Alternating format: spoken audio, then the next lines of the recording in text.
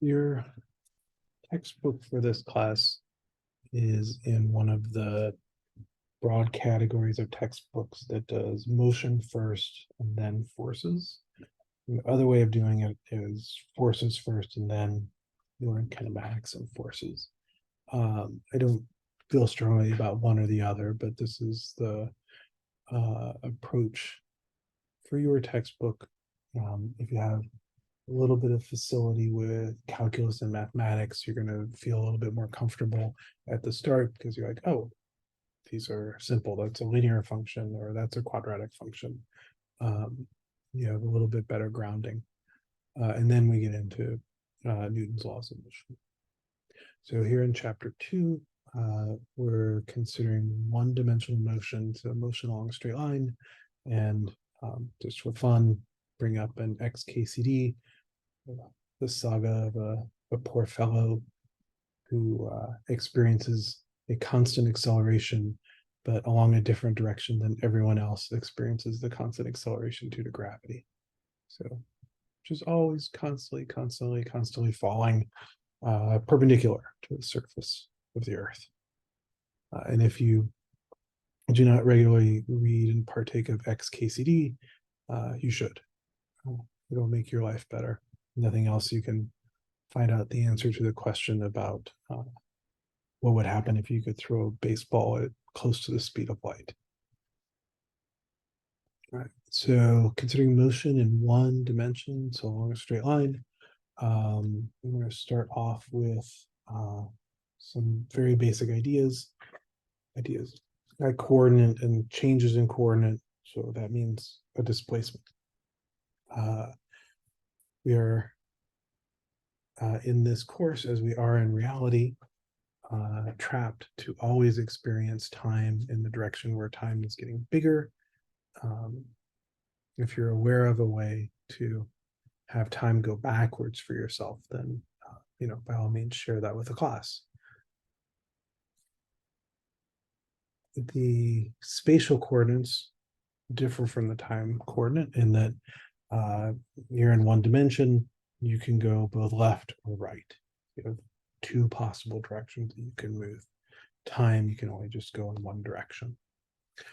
So we consider the motion of an object in one spatial dimension, our latent African swallow here. The swallow could fly to the right, could fly to the left. And we need to make a choice about coordinates. The direction that the coordinates get bigger is positive direction. The direction the coordinates get smaller is going to be the negative coordinate direction. So we choose an axis, we choose a direction along that axis, and we also have freedom to choose where the origin of the axis is.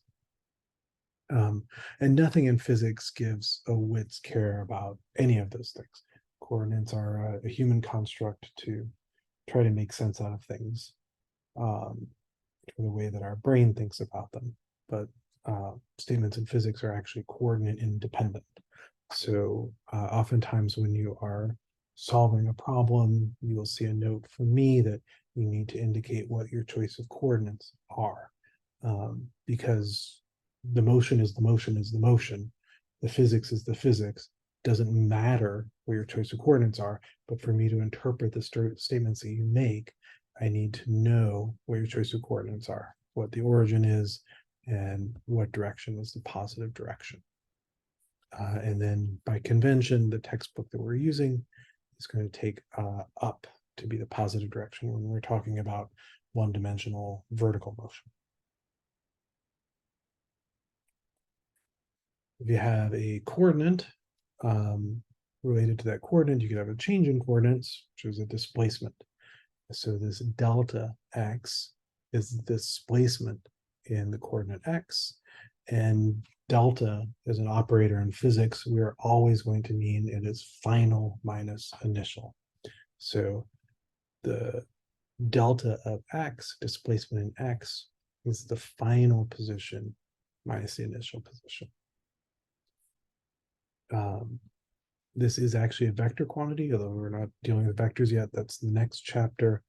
Since it's in just one spatial dimension, whether the displacement turns out to be positive or negative is what tells me the vector nature of the displacement. The sign of the displacement tells us the direction that the displacement points. Does it point to the right? Does it point to the left? All right. We have questions throughout the course that are meant to try to make sure we're all on the same page and agreeing on what terms mean. The way I like you to handle these is pause the video and try to answer the question. If you're in a situation where you're with other people around you, talk about what you think the answer is together so you can come to some agreement, and then you resume the video, and then I'll go through the answers. So this is just to make sure we have a sense of the definition of displacement and the limitations of displacement. So as an object goes from one point in space to another, after it arrives at its destination, its displacement is, it could be either greater than or equal to the distance it traveled, always greater than the distance it traveled, always equal to the distance it traveled, either smaller than or equal to the distance it traveled, always smaller than the distance it traveled, or either smaller or larger than the distance it traveled. So think through those. Displacement is final position minus initial position.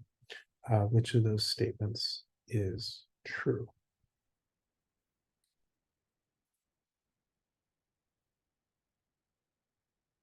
And the displacement is always going to be either smaller than or, in the limiting case, equal to the distance that the object actually travels.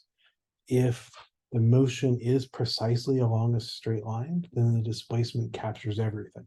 It is telling you what the distance is between the final and initial point. If it's going on some crazy path, not a straight line, some curved path to get from initial to final, the displacement is not capturing all of that motion. As an extreme example, consider an object that just goes in a circle and begins and ends in the same place.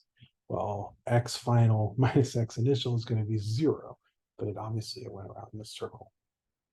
So the displacement in general is going to be smaller than the distance actually traveled, or in the limiting case of motion along a straight line, from initial to final, it will equal the distance traveled.